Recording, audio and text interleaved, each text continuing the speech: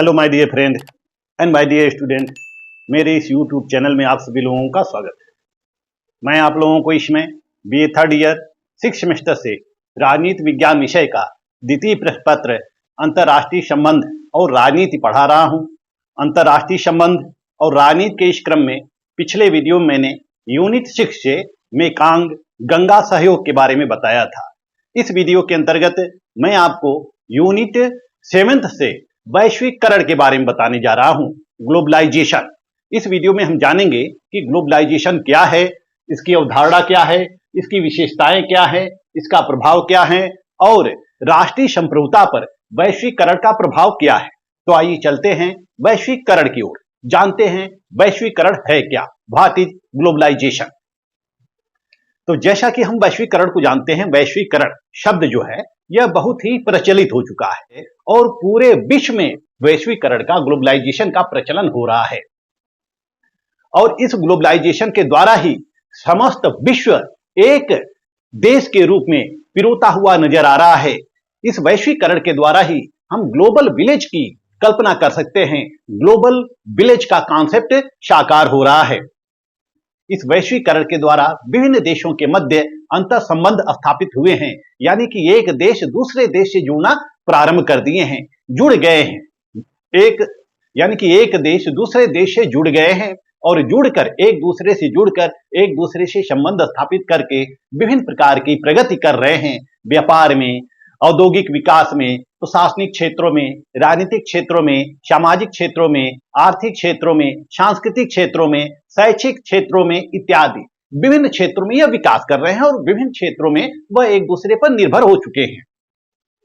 और इस वैश्वीकरण की प्रक्रिया के द्वारा एक देश दूसरे देश की संस्कृति को प्रभावित किया है, रहन सहन को प्रभावित किया है, खान पान को प्रभावित किया है, सभ्यता को प्रभावित किया है, जीवन स्तर को प्रभावित किया है, भौतिकता को प्रभावित किया है। यानी कि वैश्वीकरण ने मानव के विविध पक्षों को प्रभावित किया है, प्रत्येक राष्ट्र के विविध पक्षों को प्रभावित किया है। यह मानव के विविध पक्षों को प्रभावित करने के साथ साथ राष्ट्रों के भी विविध पक्षों को प्रभावित किया है। आज हम वैश्वीकरण के जरिए घर में बैठकर ही पूरे विश्व की जानकारी ले सकते हैं। पूरे विश्व से कोई भी प्रोडक्ट अगर हमें मंगाना हो अपने घर पे तो हम मंगा सकते हैं। और पूरे विश्व में जहां कहीं भी उत्पादन हो रहा है, जहां कहीं भी उपभोग की वस्तुओं का उत्पादन हो रहा है, हम उन उपभोग की वस्तुओं को अपने पास मंगा सकते हैं। यह वैश्वीकरण का ही नतीजा है, यह वैश्वीकरण का ही परिणाम है। आज सूचना संचार की क्रांति के माध्यम से पूरा विश्व एक दूसरे से परिचित हो रहा है। आज सूचना और क्रांति के माध्यम से, यह सूचना और जो क्रांति है इसने वैश्वीकरण को सबसे ज्यादा प्रभावित किया। सूचना एवं संचार क्रांति इसने वैश्वीकरण को सबसे ज्यादा प्रभावित किया है। सूचना और संचार क्रांति के द्वारा विभिन्न देश आपस में विभिन्न प्रकार के व्यापारिक संबंध स्थापित कर रहे हैं, विभिन्न प्रकार के आदान प्रदान कर रहे हैं, विभिन्न वस्तुओं का आयात निर्यात कर रहे हैं। तो यह वैश्वीकरण का ही नतीजा है। और जैसा कि 1990 के बाद उदारीकरण का युग आता है, 1990 और 91 के पश्चात भारत में भी उदारीकरण का युग आता है। जब उदारीकरण का युग आता है तो विभिन्न विदेशी निवेश को बढ़ावा दिया जाने लगता है और बहुराष्ट्रीय निगमों के द्वारा विभिन्न प्रकार की फैक्ट्रियां, कल कारखाने स्थापित होने लगते हैं। यानी कि विभिन्न प्रकार की मल्टीनेशनल कंपनी स्थापित होने लगती है भारत में। तो इस तरह से विदेशी कंपनी भी भारत में आकर अपना व्यापार कर रही हैं और विभिन्न लोगों को रोजगार भी मिल रहा है, विभिन्न वस्तुओं का उत्पादन हो रहा है। जो माल हम विदेशों से मंगाते थे वही माल अब हमारे देश में भी बन रहा है विदेशी कंपनियों के द्वारा। ये सब किसका नतीजा है? वैश्वीकरण का ही प्रभाव है। वैश्वीकरण के द्वारा विभिन्न देशों को आपस में संबंध स्थापित करना आसान हो गया है और विभिन्न देश किसी न किसी रूप से एक दूसरे पर निर्भर हो गए हैं और पूरा विश्व एक देश के रूप में दृष्टिगोचर होने लगा है और विश्व की नागरिकता की संकल्पना साकार होने लगी है। हम केवल एक देश के ही नागरिक नहीं बल्कि पूरे विश्व के नागरिक हो गए हैं। हम विश्व के नागरिक हो गए हैं और इस तरह से वैश्वीकरण ने पूरे अंतर्राष्ट्रीय जगत को प्रभावित किया है, व्यापारिक जगत को प्रभावित किया है। अतः हम कह सकते हैं कि वैश्वीकरण ने विश्व के अधिकांश देशों की राजनीतिक व्यवस्था को, सामाजिक व्यवस्था को, आर्थिक व्यवस्था को, व्यापारिक व्यवस्था को प्रभावित किया है। तो ये जो वैश्वीकरण है, ग्लोबलाइजेशन है, दैट इज नॉट न्यू, यह नया नहीं है। इसके लक्षण हम ईसा पूर्व में भी देख सकते हैं। ऐसा नहीं है कि 19वीं शताब्दी आती है या 20वीं शताब्दी आती है या वर्तमान में हम 21वीं शताब्दी में जी रहे हैं। 21वीं शताब्दी में हम जी रहे हैं, तो 21वीं शताब्दी में ही वैश्वीकरण आया है या वैश्वीकरण का कॉन्सेप्ट आया है या वैश्वीकरण की प्रक्रिया प्रारंभ हुई है।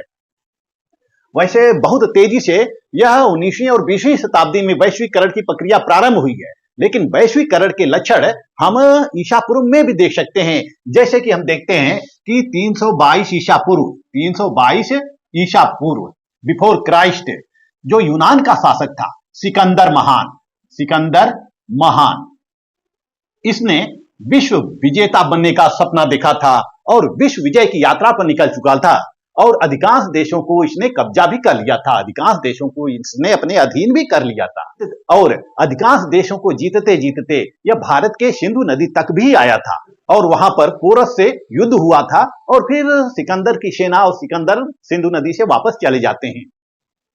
तो हम देखते हैं कि सिकंदर जहां जहां भी गया था वहां की सामाजिक व्यवस्था को उसने प्रभावित किया था, आर्थिक व्यवस्था को प्रभावित किया था, राजनीतिक व्यवस्था को प्रभावित किया था। तो सिकंदर विभिन्न देशों से परिचित हुआ। इस तरह से हम देख सकते हैं कि मध्य युग में भी विभिन्न इतिहासकारों के द्वारा एक दूसरे देशों की यात्रा की गई, जैसे इब्न बतूता है और फाहियान है, भेनसांग है, जो दो चीनी यात्री हैं, जो दो चीनी यात्री हैं, फाहियान और भेनसांग, यह चीनी यात्री थे और चीन से भारत आए थे और भारतीय संस्कृतियों का अध्ययन किया था, भारतीय राज व्यवस्था का अध्ययन किया था।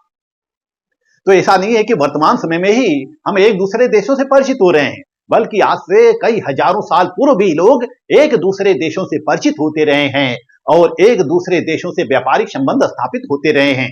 जैसे हम देख सकते हैं कि भारत का जो व्यापार होता था, यह यूरोपीय देशों से भी होता था, मध्य युग में यूरोपीय देशों से भी होता था और इसीलिए यूरोपीय देश भारत की इस समृद्धता से प्रभावित होकर भारत की ओर वह रुख करते हैं और भारत में अपनी कंपनी स्थापित करते हैं। जैसे हम देख सकते हैं कि 1498 में पुर्तगाल का एक नाविक वास्को डिगामा भारत आता है।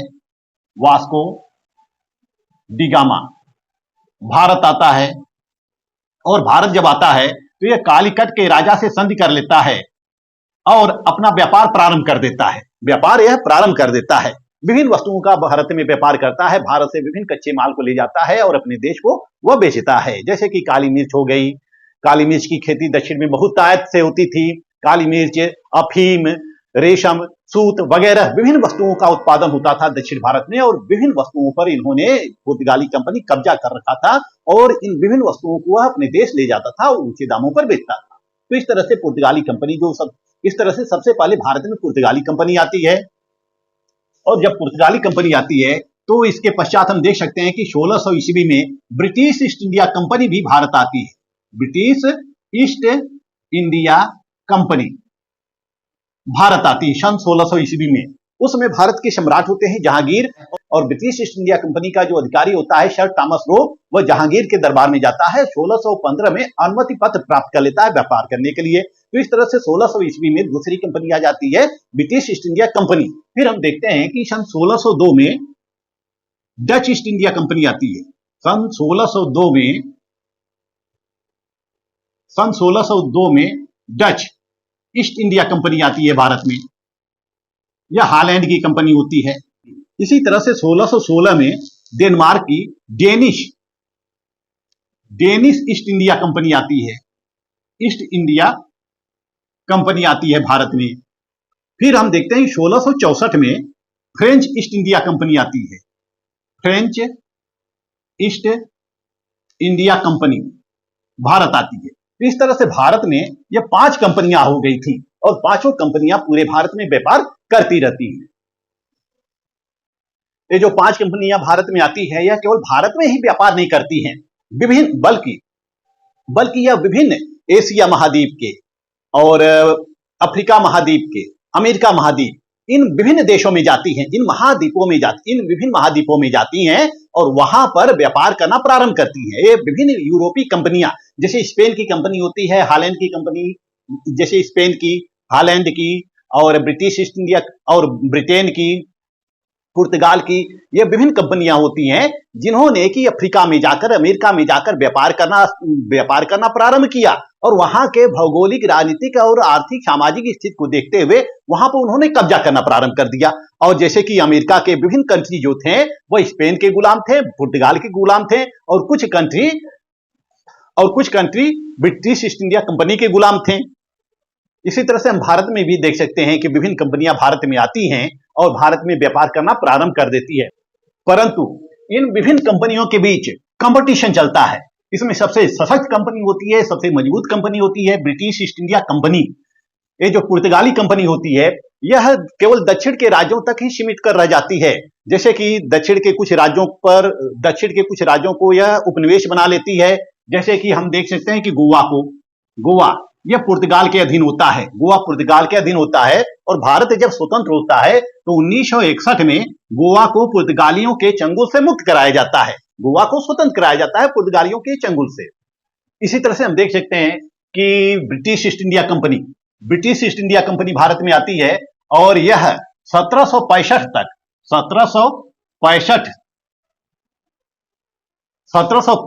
तक यह व्यापार करती रहती है। लेकिन 1764 में जैसे ही बक्सर का युद्ध होता है, और बक्सर के युद्ध के पश्चात यह बंगाल पे अपना पूर्ण प्रभुत्व स्थापित कर लेती है, और बंगाल में वारेन हेस्टिंग को गवर्नर बना देती है। तो किसी भी प्रांत का पहला गवर्नर होते हैं वारेन हेस्टिंग, बंगाल का प्रथम गवर्नर होते हैं। और वहीं से यह अपने साम्राज्य की शुरुआत करती है और धीरे धीरे सभी राज्यों पर यह कब्जा कर लेती है। अंततः 1857 तक आते आते इसके विरुद्ध विद्रोह हो जाता है, ईस्ट इंडिया कंपनी के विरुद्ध विद्रोह हो जाता है, क्योंकि ईस्ट इंडिया कंपनी ने इतना शोषण किया था भारतीयों का, और भारतीय अर्थव्यवस्था का, भारतीय उद्योग धंधों का, भारतीय व्यापार का इतना शोषण किया था कि भारतीय जनता तंग हो चुकी थी। चाहे वह राजनीति का क्षेत्र हो, चाहे वह व्यापार का क्षेत्र, चाहे वह राजनीति का क्षेत्र हो, चाहे वह सामाजिक क्षेत्र हो, चाहे वह आर्थिक क्षेत्र हो, चाहे नागरिक क्षेत्र हो, सभी क्षेत्रों में इसने शोषण किया था, और सभी क्षेत्रों में इसने समस्याएं उत्पन्न की थी। और इन विभिन्न समस्याओं से तंग आकर जो अवध की जनता होती है वह विद्रोह कर देती है, और 1857 का प्रथम स्वतंत्रता संग्राम हो जाता है। इसके पश्चात ब्रिटिश सरकार को जैसे ही पता चलता है कि ईस्ट इंडिया कंपनी ने पूरे भारत को कब्जा कर लिया है, पूरे भारत को अपने अधीन कर लिया है, तो ब्रिटिश सरकार क्या करती है कि ईस्ट इंडिया कंपनी को भंग कर देती है, और 1858 से भारत का बागडोर अपने हाथ में ले लेती है। और इस तरह से 1858 से भारत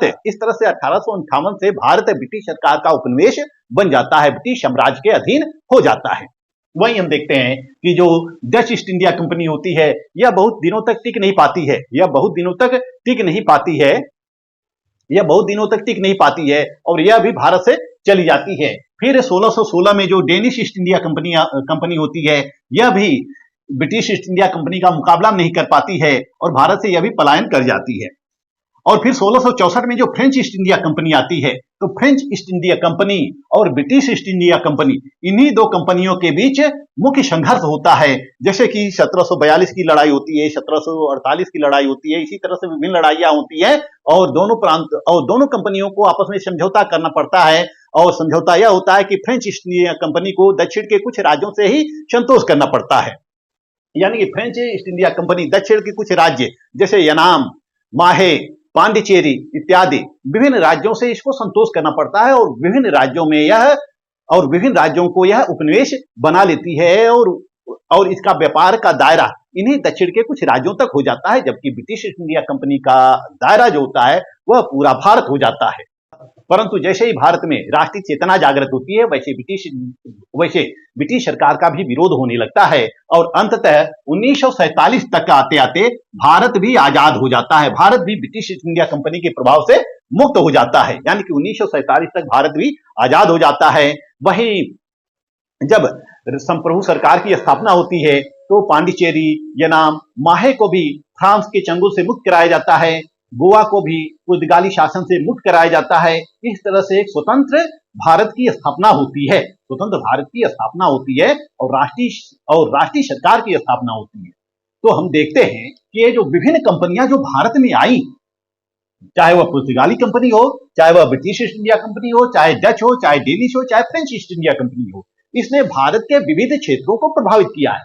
भारत के खान पान को प्रभावित किया, रहन सहन को प्रभावित किया, यहाँ की राजनीति को प्रभावित किया, आर्थिक व्यवस्था को प्रभावित किया, सामाजिक व्यवस्था को प्रभावित किया, सांस्कृतिक व्यवस्था को प्रभावित किया। यानी कि जो भारतीय थे यह भी इस पाश्चात्य संस्कृति से प्रभावित हुए और स्वयं को पाश्चात्य संस्कृतियों में रंगना शुरू कर दिया। पाश्चात्य संस्कृतियों के अनुसार उन्होंने अपनी जीवन शैली अपना ली। तो ये सब परिणाम जो हुआ, यह किसका परिणाम हुआ? यह वैश्वीकरण का ही परिणाम हुआ। यह वैश्वीकरण का ही परिणाम था कि भारत के विविध क्षेत्रों का विकास हुआ, चाहे वह आर्थिक क्षेत्र हो, चाहे यातायात के क्षेत्र हो, चाहे वह रेल का क्षेत्र हो, चाहे वह सूचना के क्षेत्र में हो, दूरसंचार के क्षेत्र में हो, औद्योगिक क्रांति हो। यह सभी जो परिणाम आए हैं, यह सब वैश्वीकरण के द्वारा ही आए हैं। यदि भारत में ब्रिटिश ईस्ट इंडिया कंपनी ने आती तो शायद भारत का विकास काफी विलंब से होता।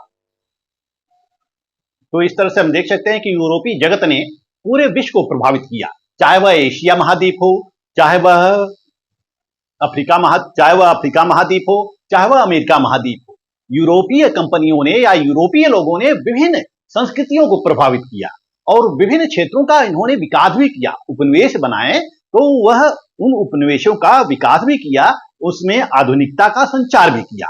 तो वैश्वीकरण के द्वारा वह एक दूसरे के संस्कृतियों से परिचित हुए, एक दूसरे की राजनीतिक व्यवस्था से परिचित हुए, एक दूसरे के वेशभूषा, रहन सहन, विचारों से, स्वभावों से परिचित होते हैं। तो वैश्वीकरण के द्वारा पूरे विश्व का एकीकरण कर दिया जाता है। इस वैश्वीकरण में पूरे विश्व का एकीकरण किया जाता है, यानी कि विश्व में एक छोर से दूसरे छोर तक आदमी पहुंच सकता है और विभिन्न क्षेत्रों की जानकारी भी ले सकता है। आइए वैश्वीकरण की कुछ परिभाषा देखते हैं, जैसा कि एडवर्ड यस हरमन कहते हैं। परिभाषा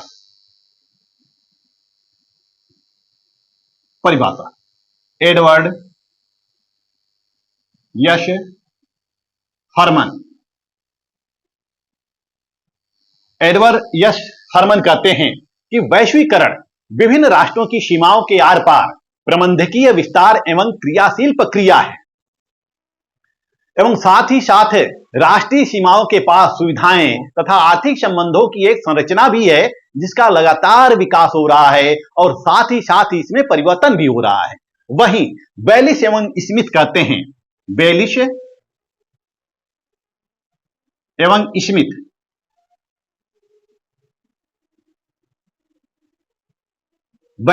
स्मिथ का कहना है कि वैश्वीकरण एक ऐसी प्रक्रिया है जिसमें सामाजिक संबंध अपेक्षाकृत दूरी रहित एवं सीमा रहित बन जाते हैं। यानी कि वैश्वीकरण क्या है? एक ऐसी प्रक्रिया है जिसमें कि सामाजिक संबंध जो होते हैं वह दूरी रहित और सीमा रहित बन जाते हैं। अर्थात हम एक दूसरे देशों में आसानी से आवागमन कर सकते हैं। अब विदेश में जो बैठे हमारे जो संबंधी हैं उनका हम हालचाल ले सकते हैं, पल पल की जानकारी हम ले सकते हैं और उस विदेश में क्या हो रहा है, उस विदेशी गतिविधियों के बारे में भी हम जानकारी ले सकते हैं। जैसे हम भारत में बैठे हैं तो हम अमेरिका की गतिविधियों की जानकारी ले सकते हैं। कैसे ले सकते हैं? सूचना क्रांति के माध्यम से, सूचना के माध्यम से, दूरदर्शन के माध्यम से, टेलीविजन के द्वारा, इंटरनेट के द्वारा इत्यादि विभिन्न माध्यमों से हम जानकारी ले सकते हैं। या वहां हमारे जो दोस्त मित्र बैठे हुए हैं, जो हमारे संबंधी बैठे हुए हैं, उनसे जानकारी ले सकते हैं और वहां की जो वस्तुएं बन रही हैं उसका भी हम उपभोग कर सकते हैं। इस तरह से हम पूरे विश्व से परिचित हो रहे हैं, पूरे विश्व के उत्पादन क्रिया से परिचित हो रहे हैं, औद्योगिकरण से परिचित हो रहे हैं, औद्योगिक प्रक्रिया से परिचित हो रहे हैं, यानी कि विभिन्न चीजों से हम परिचित हो रहे हैं। तो इस प्रकार हम कह सकते हैं, तो इस प्रकार यह कहा जा सकता है कि वैश्वीकरण एक ऐसी प्रक्रिया है जो राष्ट्रों के मध्य संबंधों को निर्धारित करती है तथा एक राष्ट्र द्वारा दूसरे राष्ट्रों की नीतियों, विचारों तथा औद्योगिक एवं राजनीतिक प्रक्रियाओं के मार्ग में वह आगे बढ़ते हैं। एक राष्ट्र दूसरे राष्ट्र की नीतियों को अपनाता है, उनके औद्योगिक मार्ग को अपनाता है, उनके राजनीतिक व्यवस्था को अपनाता है, राजनीतिक प्रक्रियाओं को अपनाता है। यानी कि सभी राष्ट्र दूसरे राष्ट्रों की नकल करते हुए नजर आते हैं। जैसे हम देख सकते हैं कि हमारा जो भारत है, यह हमारा भारत है, यह राजतंत्री शासन व्यवस्था होती है। लेकिन जब ब्रिटिश ईस्ट इंडिया कंपनी आती है, उसके बाद ब्रिटिश सरकार का अधिकार हो जाता है और फिर जब भारत स्वतंत्र होता है तो यह जो भारत है यह ब्रिटिश कॉन्स्टिट्यूशन को ही अपना लेता है। ब्रिटिश में संसदीय शासन व्यवस्था होती है तो ब्रिटिश राजनीतिक व्यवस्था को यह ग्रहण कर लेता है। वही इसने कुछ अमेरिकी संविधान को ग्रहण किया, कुछ अमेरिकी संविधान से कुछ तत्वों को ग्रहण किया, रूस के संविधान से कुछ तत्वों को ग्रहण किया, इटली, जापान, जर्मनी, विभिन्न देशों के संविधानों से इसने कुछ न कुछ तत्वों को ग्रहण किया। विभिन्न देशों के संविधानों से इसने कुछ न कुछ तत्वों को ग्रहण किया। तो हमारा संविधान जो है यह विभिन्न देशों का मिश्रण है। यह सब किसका प्रभाव है? यह सब वैश्वीकरण का ही प्रभाव है। यह सूचना क्रांति का प्रभाव है, औद्योगिकरण का प्रभाव इत्यादि विभिन्न बातों का प्रभाव है, जिससे कि एक देश दूसरे देश के गतिविधियों से परिचित होते हैं और अंतर संबंधों को निर्धारित करते हैं। आइए हम वैश्वीकरण की विशेषताओं को देखते हैं कि वैश्वीकरण की विशेषताएं क्या है। पहला है मुक्त व्यापार। मुक्त व्यापार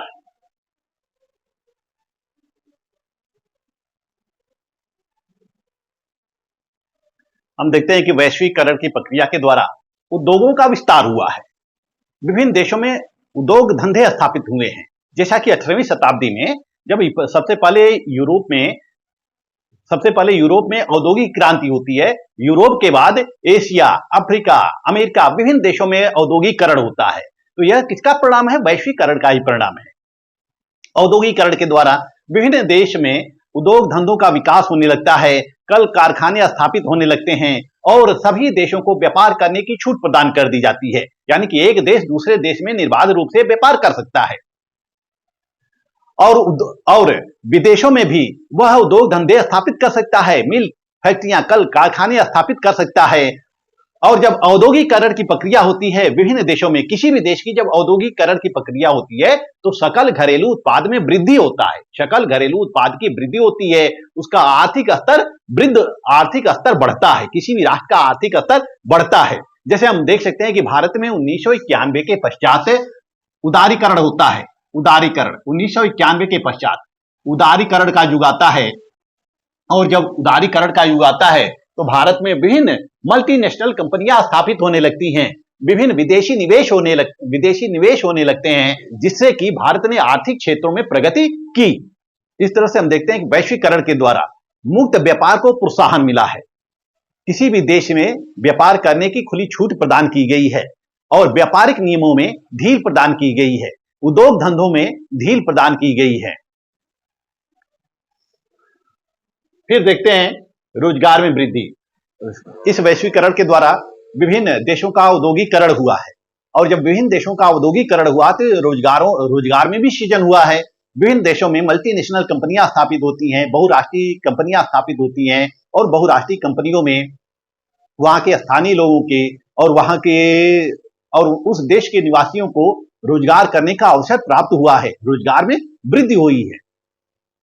यह केवल अपने ही देश में नहीं बल्कि हम देख सकते हैं कि हमारे साथी या हमारे लोग या भारतीय विदेशों में भी जाकर कार्य करते हैं। वो अमेरिका में जाते हैं, कनाडा में जाते हैं, अफ्रीका में जाते हैं, सऊदी अरब जाते हैं, मस्कट जाते हैं, रूस जाते हैं, विभिन्न देशों में जाकर वह कार्य करते हैं। तो यह सब किसका परिणाम है? यह वैश्वीकरण का परिणाम है कि आज व्यक्ति कहीं भी जाकर कार्य कर सकता है, वह कार्य करने के लिए स्वतंत्र है, रोजगार के लिए स्वतंत्र है। वह विदेशों में जाकर भी नौकरियां कर सकता है और विदेशों में भी नौकरियों में वृद्धि हुई है। वैश्वीकरण के द्वारा रोजगार के अवसर में वृद्धि हुई है। तो वैश्वीकरण के द्वारा रोजगार में वृद्धि हुई है। राष्ट्रों के मध्य संचार में वृद्धि, जैसा कि सबसे पहले यूरोप का औद्योगिकरण होता है और फिर सूचना और संचार क्रांति होती है। सूचना और संचार क्रांति के माध्यम से विभिन्न देश आपस में जुड़ते हैं और सभी राष्ट्रों के मध्य कम्युनिकेशन स्थापित होता है। वह विभिन्न वस्तुओं का आदान प्रदान करते हैं, वह कूटनीतिक संबंध स्थापित करते हैं, राजनीतिक संबंध, व्यापारिक संबंध, आर्थिक संबंध इत्यादि विभिन्न संबंधों को स्थापित करते हैं। तो हम देख सकते हैं कि वर्तमान में भी एक राष्ट्र दूसरे राष्ट्र से प्रत्यक्ष रूप से संपर्क में रहता है।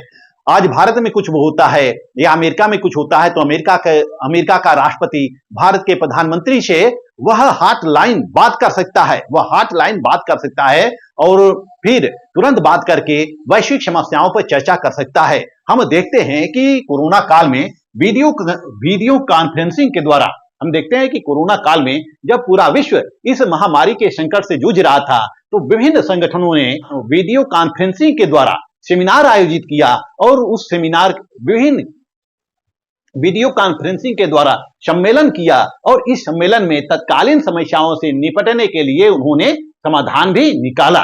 तो विभिन्न देशों के जो राष्ट्राध्यक्ष होते हैं वह आपस में वीडियो कॉन्फ्रेंसिंग के द्वारा तत्कालिक मुद्दों पर चर्चा करते रहते हैं और विभिन्न समस्याओं को दूर करने का प्रयास करते रहते हैं। तो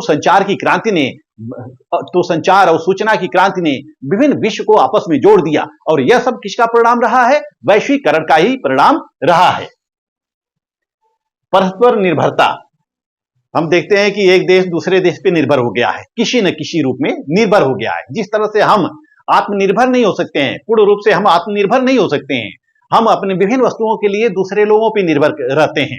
हम अपनी सभी आवश्यकताएं पूरी नहीं कर सकते हैं, बल्कि अपनी आवश्यकताओं को पूरा करने के लिए दूसरों पर निर्भर रहते हैं।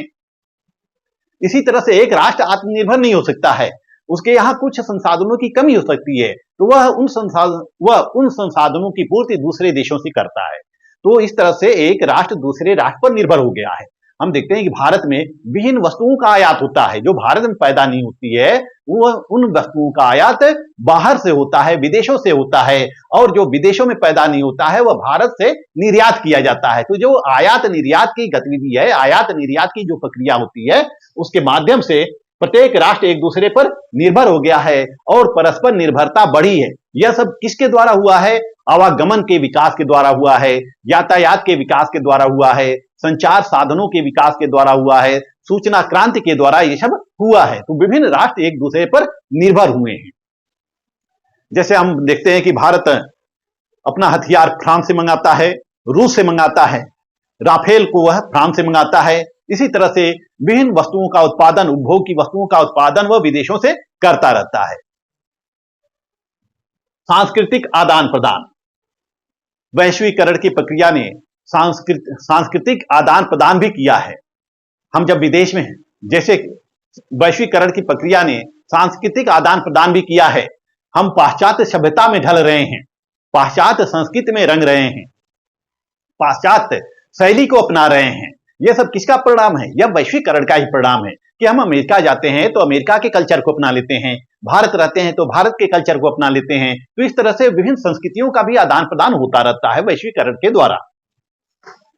शहरीकरण, हम देखते हैं कि जब औद्योगिकरण हुआ है तो विभिन्न शहरों, तो विभिन्न गांवों का भी, विभिन्न कस्बों का भी शहरीकरण हो रहा है, शहरीकरण हुआ है। जो हमारे गांव थे, जो हमारे कस्बे थे, वो शहर में तब्दील हो गए हैं और जो शहर थे वह मेट्रोपॉलिटन सिटी में तब्दील हो गए हैं, मेट्रोपॉलिटन सिटी में वह परिवर्तित हो गए हैं। तो इस तरह से हम देखते हैं कि वैश्वीकरण के द्वारा शहर में विभिन्न संसाधन आए हैं और शहरीकरण को बढ़ावा मिला है, और शहरीकरण को बढ़ावा मिला है। जीवन स्तर में सुधार, वैश्वीकरण ने व्यक्ति के जीवन स्तर को सुधारा है और जीवन स्तर को उन्नत बनाया है। आज विभिन्न प्रकार के संसाधन हमारे समक्ष उपलब्ध हैं। हमारे यहाँ जो वस्तुएं नहीं पैदा होती हैं, हम उन वस्तुओं को आयात कर लेते हैं। अमेरिका से आयात कर लेते हैं, फ्रांस से आयात करते हैं, चीन से आयात कर लेते हैं। जैसे हम देखते हैं कि चीन की विभिन्न वस्तुएं भारत के बाजारों में उपलब्ध हैं और सस्ती से सस्ती वस्तुएं उपलब्ध हैं। उन वस्तुओं का उपभोग करके हम अपने जीवन स्तर को ऊंचा उठा सकते हैं। जैसे कि एलईडी बल्ब जो है, इसकी भरमार चीन से है। वहीं हम जो जीन्स जो पहनते हैं यह अमेरिका से आया। वहीं कुछ ऐसे खाद्य पदार्थ हैं जो विदेश से आए हैं। तो विदेशों से भी हम विभिन्न वस्तुओं का आयात करके, विभिन्न वस्तुओं को मंगाकर अपने जीवन शैली को उन्नत कर सकते हैं, जीवन स्तर को सुधार सकते हैं। और जैसा कि वैश्वीकरण के द्वारा औद्योगिकरण को बढ़ावा मिला है, उद्योग धंधे स्थापित हुए हैं, रोजगार में वृद्धि हुई है। तो जब रोजगार में वृद्धि होती है तो जीवन स्तर में सुधार आता है। उत्पादन लागत में कमी, पहले हम 1947 के पूर्व ले लेते हैं तो जो भारत में उद्योग धंधे थे वह पूर्ण रूप से श्रमिक पर आधारित थे, वह पूर्ण रूप से श्रमिक पर आधारित थे और उन विभिन्न फैक्ट्रियों में, विभिन्न कल कारखानों में श्रम अधिक लगता था। लेकिन वैश्वीकरण के द्वारा हम विभिन्न देशों के विभिन्न देशों के तकनीकियों को अपनाकर, उनके प्रौद्योगिकी को अपनाकर हम अपने उद्योग का मशीनीकरण कर रहे हैं और विभिन्न मशीनों के द्वारा वस्तुओं का उत्पादन कर रहे हैं और मशीनों के द्वारा वस्तुओं का उत्पादन कर रहे हैं, जिससे कि उत्पादन लागत में कमी आती है। अब हमें श्रमिकों की आवश्यकता नहीं होती है, अब हमें अधिक श्रमिकों की आवश्यकता नहीं होती है, बल्कि जब जो कार्य पहले 1000 श्रमिक किया करते थे, वही कार्य हम मशीनों के माध्यम से 100 श्रमिकों के द्वारा करा सकते हैं। इस तरह से श्रम में कमी आई है, और जब श्रम में कमी आई है, इस तरह से जब श्रमिकों की संख्या में कमी होती है तो लागत में भी कमी होती है, उत्पादन लागत में भी कमी होती है। आउटसोर्सिंग आउटसोर्सिंग क्या है? जैसे कि बाहर से कर्मचारियों को मंगाना, हम कोई इंस्टीट्यूशन स्थापित करते हैं, कोई संस्था स्थापित करते हैं, तो हमें उसके लिए प्रत्यक्ष रूप से भर्ती करने की जरूरत नहीं होती है, बल्कि विभिन्न एजेंसियों के माध्यम से आउटसोर्सिंग के जरिए हम कर्मचारियों को मंगा लेते हैं। और इसी तरह से चाहे वह फैक्ट्री अफ्रीका में स्थापित हो, चाहे अमेरिका में, जापान में, यानी कि विदेशों में कहीं भी फैक्ट्री स्थापित होती है, विदेशों में कहीं भी रोजगार के अवसर मिलते हैं, तो जो विदेशी एजेंसियां होती हैं वह आउटसोर्सिंग के माध्यम से भारत से इंजीनियर मंगा लेते हैं, डॉक्टर मंगा लेते हैं और श्रमिक मंगा लेते हैं। जैसे कि इंडिया के विभिन्न श्रमिक अफ्रीका में काम करते हैं, अरब कंट्री में काम करते हैं, अमेरिका में कार्य करते हैं, विभिन्न देशों में कार्य करते हैं। तो आउटसोर्सिंग के माध्यम से हमें कर्मचारी उपलब्ध होते हैं, अधिकारी उपलब्ध होते हैं। वही हम देख सकते हैं कि तकनीकी व औद्योगिक विकास है। वैश्वीकरण के द्वारा विभिन्न देशों का तकनीकी और औद्योगिक रूप से विकास हुआ है, क्योंकि विभिन्न टेक्नोलॉजी बाहर से आयातित हुई हैं, विभिन्न औद्योगिकरण की प्रक्रिया भी बाहर से आयातित हुई है। शैक्षिक आदान प्रदान हम देखते हैं कि वैश्वीकरण ने शिक्षा की सर्वसुलभता को आसान कर दिया है। हम आसानी से अब ब्रिटेन में जाकर शिक्षा ग्रहण कर सकते हैं, अमेरिका में कैलिफोर्निया विश्वविद्यालय में शिक्षा ग्रहण कर सकते हैं, और यह सब ब्रिटिश काल से ही होता रहा है। ब्रिटिश काल के ऐसे व्यक्ति होते हैं जो कि विदेशों में शिक्षा ग्रहण की थी, जैसे महात्मा गांधी ने ब्रिटेन में शिक्षा ग्रहण किया था, इसी तरह से BR अम्बेडकर, विभिन्न व्यक्तियों के द्वारा विदेशों में शिक्षा ग्रहण की गई थी। इसी तरह से वर्तमान समय में भी देख सकते हैं कि विदेशों में शिक्षा के अवसर बढ़े हैं, चाहे वह चिकित्सा का क्षेत्र हो, चाहे वह तकनीकी का क्षेत्र हो, विदेशों में भी शैक्षिक वातावरण का विकास हुआ है और शैक्षिक सुविधाएं उन्नत हुई है। हम अपने बच्चों को विदेशों में पढ़ने के लिए भेजते हैं, जो भारतीय हैं या विदेशों में पढ़ने के लिए भेजते हैं, अमेरिका में पढ़ने के लिए भेजते हैं और कैलिफोर्निया में पढ़ने के लिए भेजते हैं, कनाडा में, विभिन्न देशों में पढ़ने के लिए भेजते हैं। इस तरह से शैक्षिक आदान प्रदान हुआ है। वहीं भारत के विभिन्न विश्वविद्यालयों में भी हम देखते हैं कि विदेशी छात्र भी आते हैं, विदेशी छात्रों को भी विशेष सुविधा दी जाती है, यानी कि संस्कृत का, शिक्षा का आदान प्रदान हुआ है। यह आज से ही नहीं, यह प्राचीन समय से ही होता रहा है। जब नालंदा विश्वविद्यालय था, तक्षशिला विश्वविद्यालय था, तो अनेक विदेशी यहाँ पढ़ने आते थे। तो इस तरह से हम देखते हैं कि वैश्वीकरण की प्रक्रिया प्राचीन समय से ही चली आ रही है। आइए लास्ट पॉइंट देखते हैं, सभ्यता का स्थानांतरण। सभ्यता यानी कि कल्चर, सिविलाइजेशन। वैश्वीकरण के द्वारा सभ्यता का भी स्थानांतरण हुआ है, जैसा कि हम बता चुके हैं इस पॉइंट में। सांस्कृतिक आदान प्रदान, जैसा कि मैं सांस्कृतिक आदान प्रदान में इस तथ्य को बता चुका हूं कि सभ्यता का स्थानांतरण हुआ है। जो विदेशी हैं वो भारतीय संस्कृति को अपना रहे हैं, जो भारतीय हैं वह विदेशी संस्कृति को अपना रहे हैं, तो सभ्यता का आदान प्रदान होता रहता है। यह सब किसका परिणाम है? वैश्वीकरण का परिणाम है। हम दूसरे देश में जाते हैं, वहां की गतिविधियों को देखते हैं, वहां के कल्चर को देखते हैं, तो रहते रहते वहां की संस्कृति में हम बस जाते हैं और वहां की सभ्यता को हम अपना लेते हैं। इसी तरह से जो विदेशी होते हैं वो भारत में आते हैं, वह भारत में रहते रहते भारतीय संस्कृति को अपना लेते हैं। जैसे कि British east India company Bharat में आती है, तो जब British east India company Bharat में आती है तो जितने अंग्रेज होते हैं, भारत स्वतंत्र होने के पश्चात कुछ अंग्रेज तो चले जाते हैं, लेकिन कुछ अंग्रेज भारत की संस्कृति में ही रंग जाते हैं और यहीं के होकर रह जाते हैं। इसी तरह से बरतानिया हुकूमत के साम्राज्य काल में जितने भी भारतीयों को वो विदेश ले जाते थे, तो कुछ भारतीय तो वापस आ गए, लेकिन जो भारतीय अफ्रीका रह जाते हैं, अमेरिका रह जाते हैं और मॉरिशस रह जाते हैं, विभिन्न देशों में जहां जहां ब्रिटिश ईस्ट इंडिया कंपनी का उपनिवेश था, जहां जहां ब्रिटिश ईस्ट इंडिया कंपनी का उपनिवेश था, वह वहीं पर रह जाते हैं, वहीं पर बस जाते हैं और वहीं की सभ्यता को अपना लेते हैं। तो वैश्वीकरण के द्वारा सभ्यता का आदान प्रदान होता है, एक देश के नागरिक दूसरे देश की संस्कृतियों को अपना रहे हैं। और भारतीय संस्कृति ने भी विभिन्न देशों को प्रभावित किया है। विभिन्न देशों के नागरिक आकर भारत में रहते हैं, यहाँ की संस्कृतियों का आनंद लेते हैं और यहाँ की सभ्यता का आनंद लेते हैं और यहाँ की सभ्यता में ही वह बस जाते हैं और यहाँ की सभ्यता को ही वह अपना लेते हैं। इस तरह से हम देखते हैं कि वैश्वीकरण ने पूरे विश्व को एक गांव के रूप में स्थानांतरित कर दिया है। इस तरह से हम देखते हैं कि वैश्वीकरण ने पूरे विश्व को एक गांव के रूप में स्थानांतरित कर दिया है। जिस तरह से हम गांव में रहते हैं और गांव में जितने भी घर होते हैं, सभी घरों से हम परिचित होते हैं, सभी लोगों के साथ रहते हैं। इस तरह से पूरा विश्व एक गांव के रूप में रूपांतरित होता नजर आ रहा है। यह सब किसका प्रभाव है? यह सब वैश्वीकरण का ही प्रभाव है कि एक ग्लोबल विलेज का कॉन्सेप्ट साकार हो रहा है और सभी लोग एक दूसरे देशों की संस्कृतियों से, राजनीतिक व्यवस्था से, आर्थिक व्यवस्था से प्रभावित हो रहे हैं और विश्व के अधिकांश देश आपस में विभिन्न प्रकार के संबंधों का क्रियान्वयन कर रहे हैं। इस वीडियो में मैंने बताया वैश्वीकरण क्या है और वैश्वीकरण की अवधारणा क्या है, वैश्वीकरण का इतिहास क्या है और वैश्वीकरण की विशेषताएं। नेक्स्ट वीडियो में आपको बताऊंगा वैश्वीकरण का प्रभाव और राष्ट्रीय संप्रभुता पर वैश्वीकरण का प्रभाव। वैश्वीकरण का प्रभाव क्या हुआ है और राष्ट्रीय संप्रभुता के ऊपर वैश्वीकरण का प्रभाव क्या हुआ है। मेरा वीडियो आप लोग देखते रहिए। मेरा चैनल अच्छा लगे तो मेरे चैनल को लाइक, सब्सक्राइब और शेयर करते रहिए। मिलते हैं नेक्स्ट वीडियो में, तब तक के लिए धन्यवाद।